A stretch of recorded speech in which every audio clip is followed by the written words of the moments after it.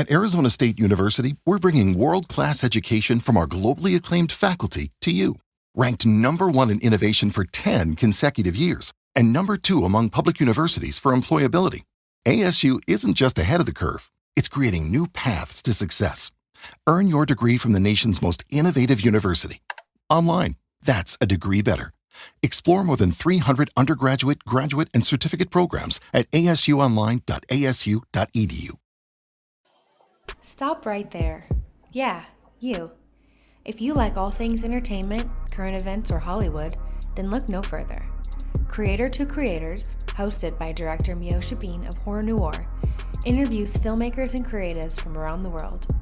Join in on the fun, guest celebrities, and informative information to have as a creator. Hit subscribe and stay connected to Creator to Creators. Hey guys, welcome to another episode of Creator to Creators today. Today we have a special guest, Brea Grant. Welcome to the show, love. Hey, thanks for having me. Definitely. The last time I think I briefly saw you was, a couple years ago at that shoot, Barbara Crampton shoot?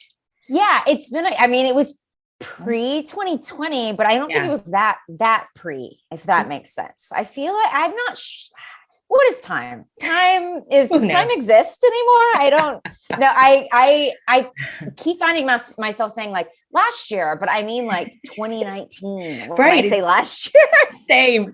I'm like, what is happening? Oh my God. Yeah. Yes. And you look great. And it's so good to catch up with you. And thank you so much for having time for us. I always love to talk to people and just kind of go from the beginning. Like, before all of it, how was your childhood? Like, what was that like growing up? And how did you find your way kind of into the industry stuff? I didn't know anyone in the industry. I did not grow up with that being even like a possibility to make movies, like that felt like something like magical that someone else did. The only thing, so I grew up in East Texas in like a small town, and the only thing I participated in that was sort of like making films is I did local theater. Nice. So my dad wrote plays, and there was a college there. There was multiple colleges there. And then I did theater like as a kid, like I was in like the greatest Christmas pageant ever. And like those kind of things, which I loved. And then I got to high school and I was in a theater class in high school, but I wasn't like as good as everyone else. I don't know what was going on, but I never got cast in the plays. What? I know. Where are those people now who are getting the leads? So I kind of was like, maybe this isn't for me, as if high school theater is some sort of like barometer for how you're going to be as you get older. But so then I went to college for history. I have a degree in American history. Nice. And, but while I was there, I went to grad school. And while I was in grad school, I was sort of like, I don't really like graduate school. I don't really like what's going on here. Like, what did I want to do before I thought maybe I wanted to be a professor? And I kind of went back to that time when I was a kid and like, was like, I loved being in theater. And I always pictured myself like, because I had seen celebrities and like I knew what they looked like, and I was like, oh yeah, and the celebrities, they go on like talk shows, and like I'd like imagine myself doing that when I was a kid, where I'm like, oh yeah, so cute. I always imagined myself, and this never happened to me, and it probably won't now that I'm not really acting anymore. But I always imagined that it would be like. Actually, it's just way too late for this. It'd be like, all the names at the begining, of the movie where it's like, big name. And then it's like introducing Brea Grant. And I'd be like, but I didn't start acting till I was like 25. So I don't know how I thought I'd be like introduced as anything. So that was sort of my trajectory. And then I moved to LA. So, I mean, honestly, like a little bit on a whim. I was in graduate school. I wasn't loving it.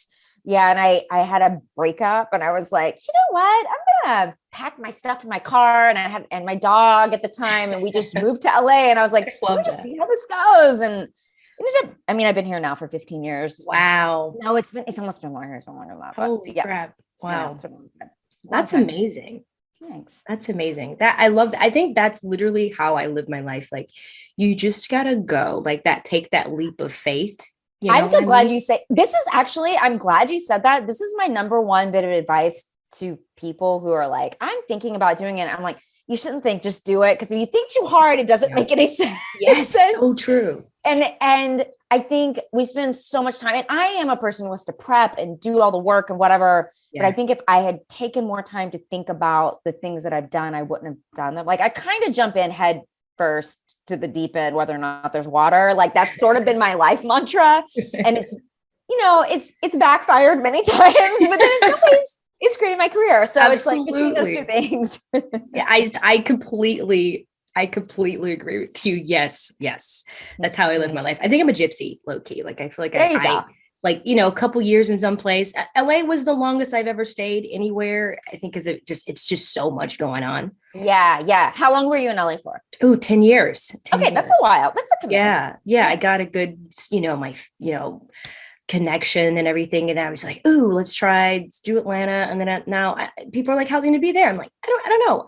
I might just want to go out of the country and do something else. I don't know. I love that. I mean, I think there was a time where I would move to a different house every single year because I just felt like I needed like new space and like new energy. I've been at this house for a minute, which has been nice, but I do redecorate. Like I redecorate constantly. I feel like I need that constant like stimulus, which made during the pandemic was tough because I was looking at the same walls like every day. But I do feel like I have that same thing where like, I think if I was in any other industry, I would probably move elsewhere and probably move a lot more often. Yeah. But my partner's here and I'm here and it would just kind of be weird. That's great. I love that. That's like the dream. And that's amazing. I heard you say like, you're not really doing acting much. I'm like, what? Like you are an amazing actress. I've seen a lot of your films, I mean, from heroes to you've played so many roles. I mean, is there anything that would like put you back on the like I want to get back in it because I haven't done this? Yeah, I mean, I've just been so much more inspired and kind of found a really nice place for myself behind the camera. Like just been more interesting for me in the last 4 or 5 years. Even 5 years ago I was sort of like, I think I'm almost done with this. Like I was getting stuff and I got some really cool roles. Like the last few movies I did were awesome. Like I did Lucky, which I wrote. Yes. I did After Midnight with Jeremy Gardner. And that's like an awesome movie where I have like a 12-minute monologue and he does it without cutting. It was great. And then I did The Stylist with Jill. So I did a bunch of fun stuff like and I sort of was like, I feel like I've done like what I need to do. But yeah, I mean, look, all my friends are filmmakers. And so I know I'll be in other stuff. And I like working with friends. And so that's important to me. It's important for me to support filmmakers who I think, that I love. And so yes, like obviously if JJ Abrams called me and was like, come be this, I'd be like, yeah, I'll take some time off of directing. And also my friends or people that I really like respect, but I'm not out there auditioning. I stopped all that a couple years ago and then kind of just had to, it takes up so much time, how it does. Oh my gosh. Yeah. So time consuming, but I do have like a long-term plan where at some point I'm like, I'm going to get burnt out on writing and directing. And I'm like, they always need like grandmothers in these TV shows. Like in CSI, they always need like the grandmother to come in or like, some old lady in a cult. And I'm like, oh, that could be me. Like I could be the old lady in the cult when I get to be like, 70, 80. And I'm like, I don't want to direct anymore. Like, I think that's my long-term plan. Okay. I think that's great. I love it. Yes, I can see that. No, I mean, I'm so happy that you found like you love this space that you're in right now. I think that's super. I think most actors kind of transition to directing because you've done so many films and you have, I'm sure you guys have so many ideas, like what things you want to see done that the industry hasn't done yet. Yeah. And I think it starts with a lot of actors finding it in a very personal place where you're like, that was what started with for me, as I was like, I'm not getting the calls I want. I'm playing these like very specific roles, which were fine. And like, look, I mean, like were my bread and butter and like helped me survive for 10 plus years as an actor. And which is like a very long amount of time to be a working actor. And I'm very grateful for all of those roles. But I think I just was like, I want to see like other stuff that I'm not getting to do. So my first film I directed was actually in 2013 and I starred in it and I wrote and I co-wrote it. And it was like one of those, like, I think I learned a lot in the directing process, but for me, it was mostly about, I want to do a different role as an actor. Yeah. And I think a lot of actors start that way and then I think a lot of us end up going like, wait a second, like this directing stuff is pretty great. And I don't have to worry about if my face is broken out and like if I ate too much salt the day before and like no one, and I'm getting to like be in control of what's happening moving forward as much as you can be in control of any film. Right. So I think a lot of actors like have that realization once they do it. I always tell actors, I'm like, be careful because you'll probably change your career after you do this. That's so true. You've been doing some great 12-hour shit. Like that was such a great, so funny. I was like, this is hilarious. Your humor it's like, I love that kind of humor. It's so good. And then also your new film, Torn Hearts, completely two different, films. What made you say, you know what? Like, I wonder, as directing, when you get these projects, are you like, okay, this speaks to me and I want to do this? Like, why do you say yes to certain projects? I'm asking myself that same question right now. I mean, because, stuff comes my way and for me, it has to check a couple of boxes. Okay. I think I come from a place of character, so I'm always looking for interesting characters. And I think that's like the through line for me really is like, does it have cool characters, and usually cool female characters? I don't get sent that much, honestly, for that are outside of like that space. And I don't really write many male characters, but I mean, I'm not opposed to it.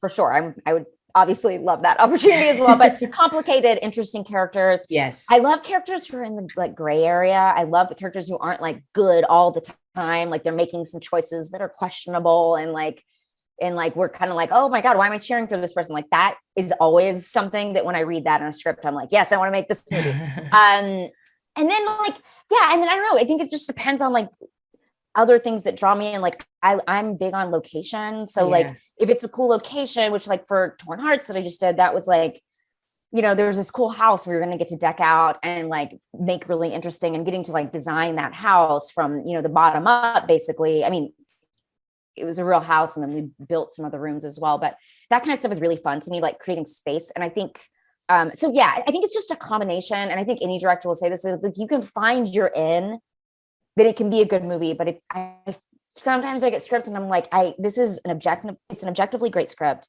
Mm-hmm. The characters are cool, but I just don't have a connection with anything here. And that feels really important to me. Yeah. Especially at this time.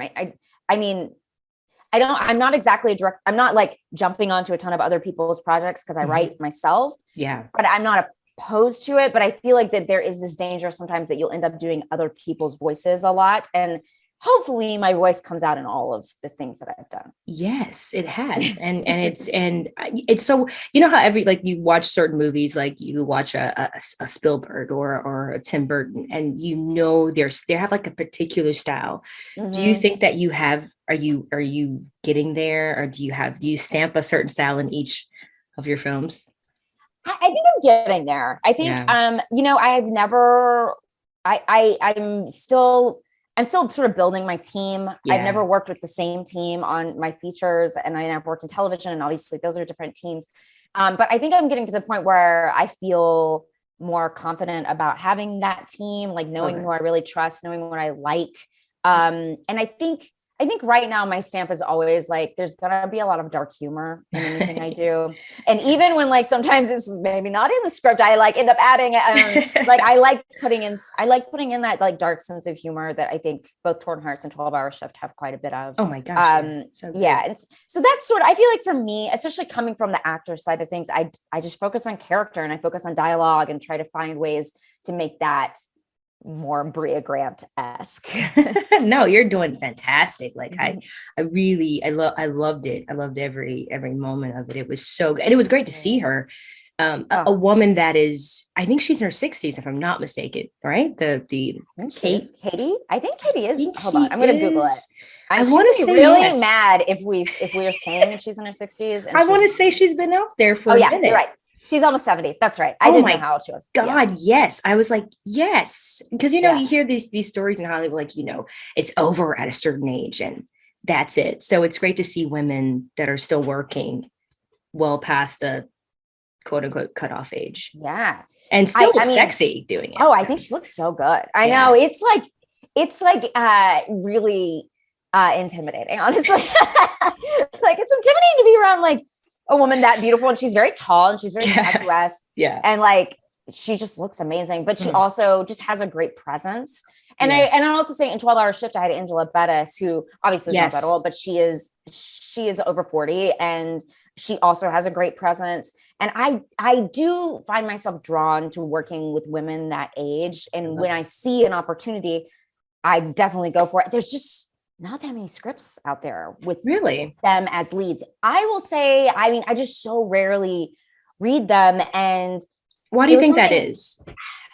Because we live in a really youth-oriented culture, and like, that's the sad part, right? It's that, and this is why I think so many actresses, they clock out at some point and they're like, I'm going to take a break or whatever, because it's like there's nothing juicy for them, and there's not. I mean, look, you can be cult grandma, which I'm planning on doing, but like, there's only so many roles for even like a Meryl Streep every year, and she takes them all. Yeah. So I think like, and she's great. Like, I mean, I love her. We love her. We love you. Yes. Please call us. Meryl Streep, call us. We would like to work with you. No, Katey is my Meryl Streep. She's amazing. She's, I think we live in a culture that loves youth. And so we are constantly writing about college or high school, of times when we can all relate to as like big points of change. And I think people are just not writing as many roles for them. I when I get a script with a woman over 40, I'm always like any role, I'm like, oh, you found it. Because I know so many amazing women over that at that age. We were just doing amazing work. I mean, we were just talking about Barbara Crampton. I mean, she rules and like amazing, and has honestly found a lot of really cool roles. I think. I mean, wow, she's working all the time.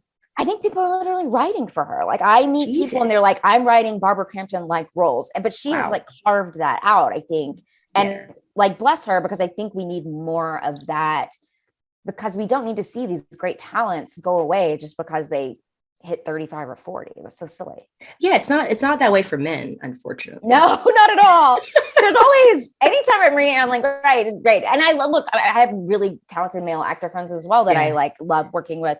But I know it doesn't, like, because you still are like the leading guy, but you know, your wife is 27. It's like, what? I know. I would love to see an older woman with a young man, like, and have that, why not? That would be great. And that, like, make that mainstream. Like, that could be done. Listen, someone write that movie for me and I'll make it. I would also love that. It'd be very, very sexy. And it would change the trajectory of how I think film is going. I mean, definitely shocking, but why not? I think a lot of people would like to see that. I think so too. And I think, look, like we both were like, Katey, gorgeous, Meryl Streep, gorgeous. I mean, I don't think these women like lose their charisma. I think that the industry is just ageist, and it's like, oh, what are these women doing besides staying at home and knitting? Or I don't know what they think people are doing. But I think like they're still living interesting, full lives with like complicated choices and all sorts of, inner things happening. So I'm always interested in those kind of stories. Me too. I got to find that. I got to find the ASAP. Find it. I'm always a person that's like, I love that you write, you act, you direct. I mean, what do you think that's the thing now that people should be open? Like, the more that you do, the longevity that you would have in this industry. Would you say that? I mean, I think that helps. I do. It's so weird. So like, I directed my first movie in 2013.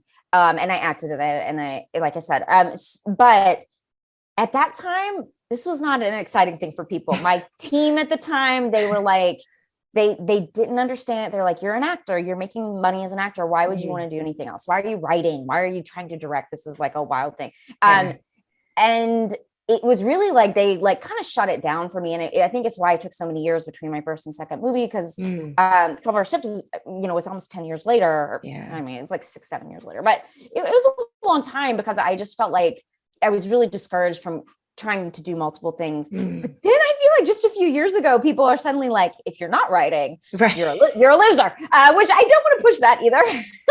like so writing's not for everyone. Not everyone has to be writing. You can definitely like be a creative force and not be the person picking up the pen. Not that he was picking up pens, sitting there at, final draft. Like you can still be a strong creative force in your own projects or anything, just as an actor, as a, it's any job, obviously. So I do think it is helpful though at this point, because at the very least you're able to like, even if you just write a little bit, the struggle that goes into it, you understand story really well. Like one of the first jobs I had in LA was I was a script reader. Nice. And I would, I read for CAA and I read for a management company that eventually became my management company. Really enough. And I would read scripts all day. That was like, I'd go and I think I got paid like $30 a script or something. It was like not very much. And I would write coverage and tell them what it was about and be like, you should make this or you shouldn't make this. It's like, what am I making? That's awesome. While I was waiting tables. But it was so helpful because I was going into an industry I didn't really know or understand. And I was like, I need to understand scripts and I need to understand formats and structure and that kind of stuff.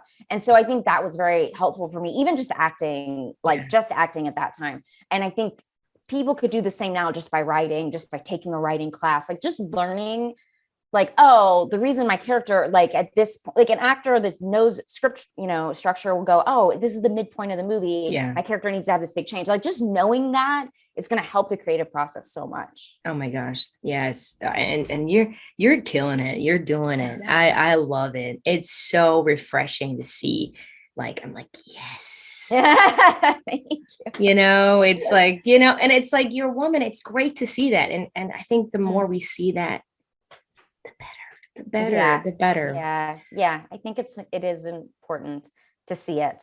And I forget that sometimes because I'm like, oh, I don't want to post on Instagram, or people are like, can I shadow you? And I'm like, why? Do you really think you'll learn anything? And I'm like, oh yeah. You will. I like, yes. Like there are so many things that I feel like I have to like remind myself, because it was important for me to see too. Yeah. Because I mean, of all the TV I've done, I think I worked with like 2 female directors during that time. Jesus. And like 1 feature director and 2 feature directors.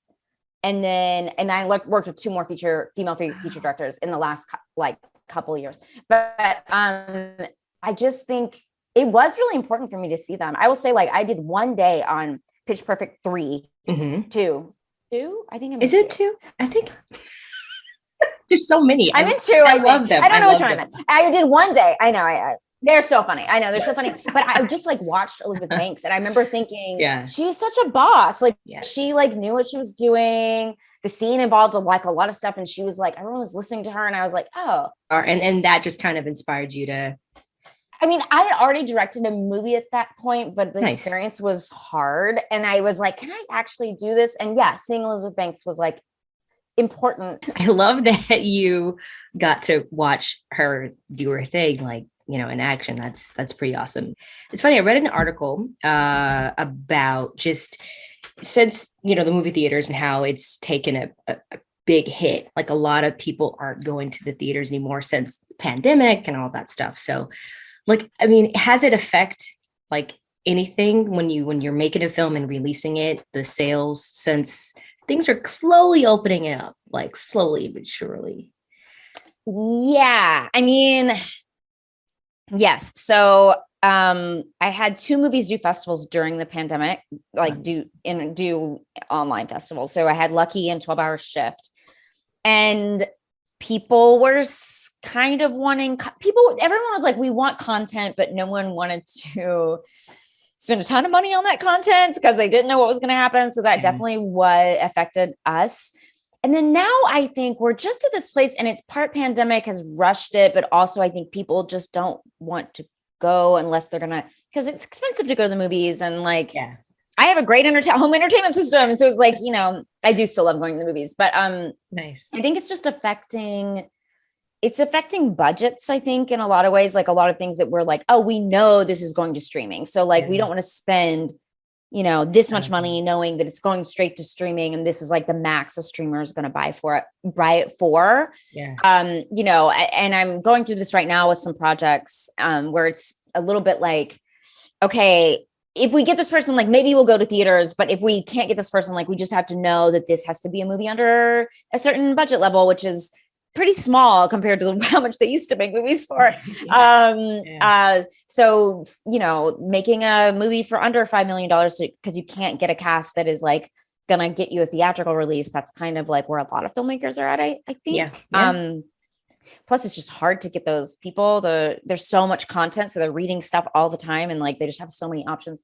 So yeah, I mean, I think it's a changing environment, but weirdly, because there's more stuff getting made, I think there's more room for people. So it's like, we're not getting paid as much, but I think, you know, maybe, you know, you'll meet a lot more middle class filmmakers instead of super rich filmmakers, but at least you'll see a more diverse group of filmmakers. You'll see a lot more people who probably wouldn't have been able to make as much stuff as we're getting to make now. No, I like that. That's I think that we're in a good place, even though, that's affected when you're putting a film out like that, like a bigger film or something. But like you said, it's a lot a lot of filmmakers out here now being filmmakers. It's true. It's interesting. What do you want people to take away from Torn Hearts? I mean, always I'm trying to get people to have fun. That's usually my like, okay, is this fun? Is this a good time? Is this like moving fast? And like, these are the questions I start to ask myself when I'm in post and trying to finalize the movie. I think I went in, I mean, that's number one. Number two, I would love people to, I mean, for me, the movie is really about the way the industry treats women and the way it particularly treats women once they get over a certain age, but also just like the hoops we have to jump through and the things that we have to do just to make our way into these things that we love. And like, I just want to like write a movie, and like, no, you have to go through all these, you know, hoops just to do that. And it's about country music singers. So obviously it's not a complete like one-to-one with the film industry. But for me, I feel like I was talking a lot about the film industry. And so I think it was a sort of like questioning like this ageism, the sexism, the things that are happening within these entertainment industries and why women keep getting pitted against each other just to get a movie made or a song done or something like that. Like this is art. We shouldn't have to do that. And I also really I think the movie is dark and it goes to a dark place, but my goal was to never judge these women. My goal was always to like have people walk away and go like, oh yeah, this is what, of course they had to do. Cause like they're stuck in this place where this is what they had to do. And they had almost no other choices. So like, it's important for us to walk away and go, okay, we need to like have other choices for women. So they aren't just pitted against each other. So they aren't left out to dry once they reach a certain age. They don't have to rely just like on their looks to get ahead. Those are the kind of questions I wanted people to be asking, I guess. And you did that. You did just that. I loved it. You executed it well. Fantastic. And, you know, I mean, Blumhouse, they're amazing. I mean, holy crap. Yeah. So kudos to you. Thank you. Thank you. What's next? What are you working on at the moment? That you don't mind sharing? You know, I'm working on a few things. I mean, I'm a big reader, so I've been optioning some books. I've been working on that. That's been always a goal of mine. And I actually like have the time and the interest to do that right now. So that's been interesting. And then another comic book by any chance? You know what? I'm not working on a comic book right now, but I would love to. I would love to. And mostly, I mean, I'm a writer, so I do write a ton. Like, you know, I finished this movie. It's been a quick turnaround for this movie. So I shot it less than a year ago. Nice. And then I had to have it turned in. I turned it in December. Like it was less than 6 months start to finish, which is, you know, kind of wild. I mean, it was like 4 or 5 months.